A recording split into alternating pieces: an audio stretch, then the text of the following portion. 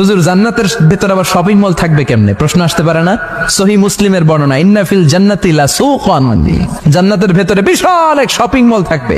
এটা বোধহয় আমাদের বসুন্ধরা শপিং কমপ্লেক্সের মতো হবে, যমুনা ফিউচার পার্ক। দুবাইতে যে একটা আছে বিশাল শপিং মল, মালয়েশিয়ার মিড ভ্যালি, এগুলোর মতো হবে মনে হয়। কত বিশাল যে শপিং মল হবে। সহিহ মুসলিমের বর্ণনা, প্রতি শুক্রবারে সব জায়গা থেকে বন বন করে মৌমাছির মতো জান্নাতীরা ওই শপিং মলে শপিং করতে আসবে। ইচ্ছে মতো দেদারসে পোশাক কিনবে, ইচ্ছে মতো শপিং করবে, টাকা দেয়া লাগবে না, ক্রেডিট কার্ড লাগবে না। সুবহানাল্লাহ পড়েন। ইচ্ছে মতো শপিং করবেন। দুনিয়াতে একটু কষ্ট করে হালাল উপার্জন করে খেয়ে যান।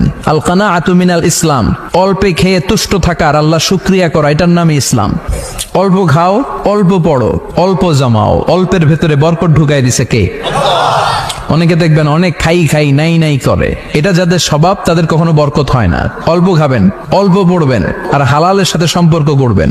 আল্লাহুম্মা কফিনি বিহালালিকা আন হারামিক ওয়া আগনিনি বিফাদলিকা আম্মান সিওয়াক। বিষ্ণুনবী দোয়া করতেন, আল্লাহ হালালকে আমার জন্য যথেষ্ট করেন, হারাম থেকে আমারে বাঁচিয়ে রাখেন। পড়েন আমিন। হালাল অল্প হলেও হালালে বরকত আছে না নাই? হারাম বেশি হলেও এটাতে কোনো বরকত নাই, ঠিক কিনা?